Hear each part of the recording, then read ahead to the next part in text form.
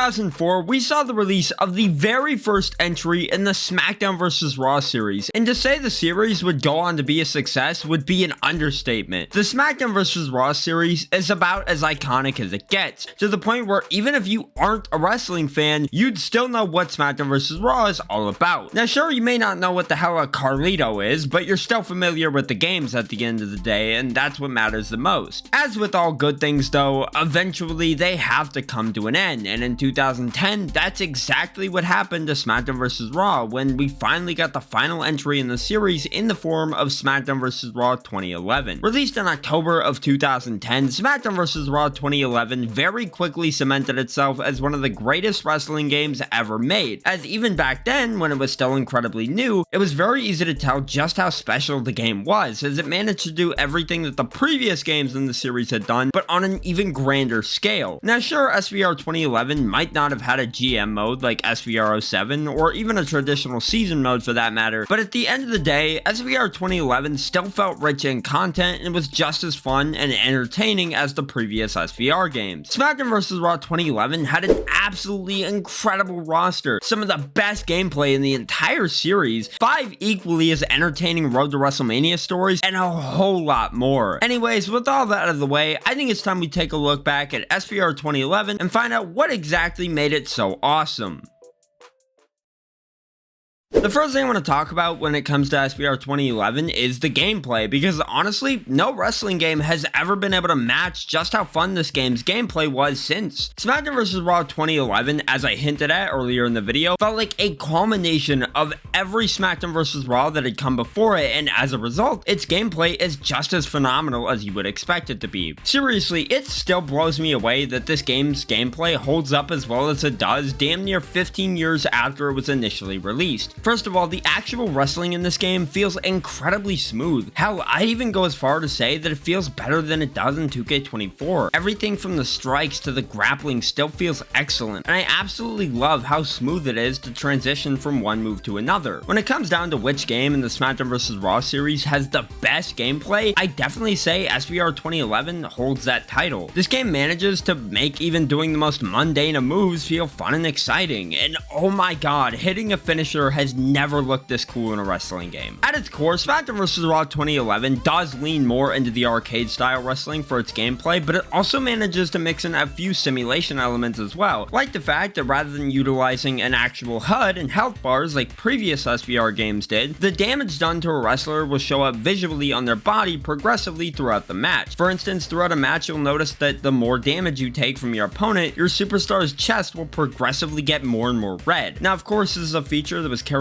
over from SVR 2010, but it is legitimately a really cool feature and it really adds to the immersion of each match. The other big thing that made this game's gameplay as great as it is the insane weapon physics. This is by far the biggest reason people love this game and look back on it as fondly as they do, because to this day, we still haven't gotten a wrestling game that has done weapon physics as well as this game did all the way back in 2010. The weapon physics in this game are still absolutely mind-blowing because all the weapons react so well to the environment. Tables actually break in a more realistic manner and will shatter into pieces upon impact. Trash cans will show sign of damage the more you use them, and any weapons laying in the ring react as the ring bounces with each move that's executed. Extreme Rules matches in this game just feel like one big sandbox where you can do whatever you want with weapons because the game gives you so much freedom. I mean, come on, what wrestling game lets you spin with a goddamn ladder around your neck? Not 2K24, that's for sure. Now that I've established just how great the gameplay is though, I think it's time we talk about this game's roster, because holy shit, I don't know what THQ and Yukes were on at the time, but my god, this game's roster is absolutely incredible. Now sure, when you compare it to the rosters we get nowadays, this really isn't anything all that special, but back in 2010, this was pretty damn solid, all things considered. First of all, the majority of the actual roster that was present on WWE TV at the time in 2010 was pretty stacked for what it was worth, which of course meant that every big star you could think of who was still around in 2010 made it into this game. Guys like Matt Hardy, Edge, Undertaker, Kane, even goddamn Vladimir Kozlov, for those of you who just really loved Vladimir Kozlov back in the day. Honestly, what I really loved about this game's roster though was the fact that it went all out when it came to legends. Stone Cold Steve Austin, The Rock, Terry Funk, and even goddamn Ricky like a Dragon Steamboat. Honestly, with how good this game's roster was, I'd maybe go as far to say that it maybe had the best roster out of all the SVR games. Hell, even Rob Van Dam was included in the game, which is pretty wild when you remember he was still in TNA at the time of this game's release. Now that I talked about all that though, I think it's time I talk about everything else this game has to offer, like the best mode in the entire game, for example, Road to WrestleMania.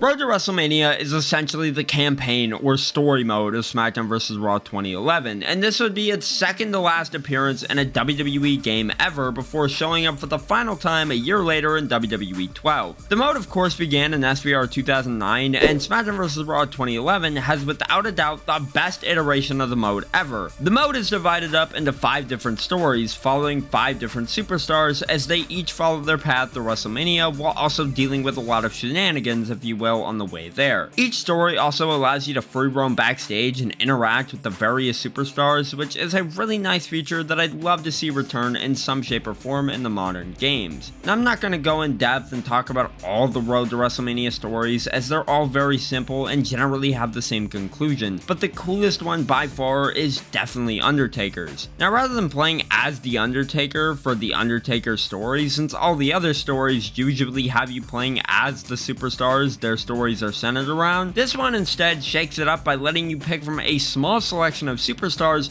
including your custom superstar, and from there your main goal is to defeat The Undertaker at WrestleMania and end his streak.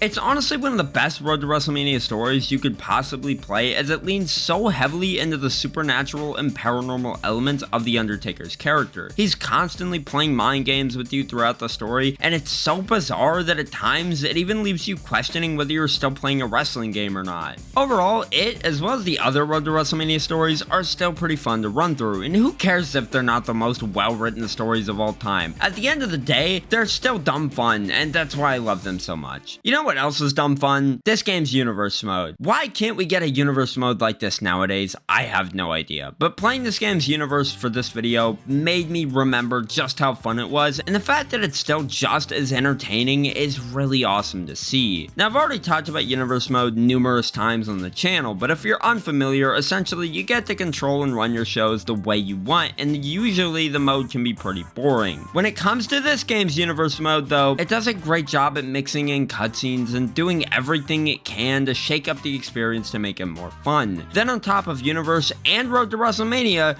there's Create a Story, which to this day is still one of the most requested features to come back in the modern WWE games, and for good reason. Create a Story allows you to let your imagination run wild and create these ridiculous stories without any real limitations. Now that I've talked about all that though, I think it's time we finally wrap things up.